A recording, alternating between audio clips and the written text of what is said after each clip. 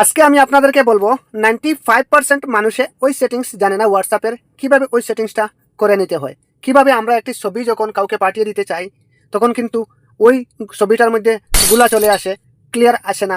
সম্পূর্ণ প্রসেস আজকের ছোট্ট একটি ভিডিও থেকে জানতে পারবেন। কিভাবে কাজটা করতে হবে প্রসেসটা আমি আগে দেখিয়ে দিচ্ছি আপনাদেরকে প্রুফ সহকারে।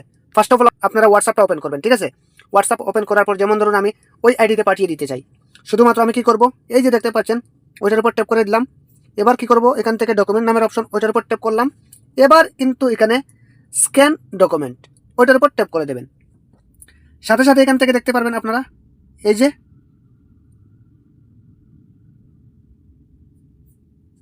ওই ফটোটা দেখুন কতটুকু ক্লিয়ার হয়েছে। ফটোটা একবার দেখুন, আপনারা নিজের থেকে দেখুন, ঠিক আছে? এবার আমি ওইটা সেন্ড করে দিই।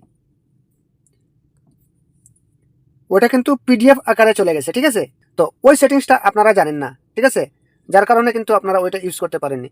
তো আশা করছি ভিডিওটা খুবই ইন্টারেস্টিং বুঝতে পেরেছেন। যদি উপকার হয়ে থাকে তাহলে এরকম ইনফরমেটিভ ভিডিও পেতে অবশ্যই ছোটবার পেজটি ফলো দিয়ে চ্যানেলটাকে সাবস্ক্রাইব করে রাখবেন। এরকম প্রতিনিয়ত ইম্পর্টেন্ট ভিডিও অবশ্যই আপনাদের সামনে তুলে ধরার চেষ্টা করবো ইনশাআল্লাহ।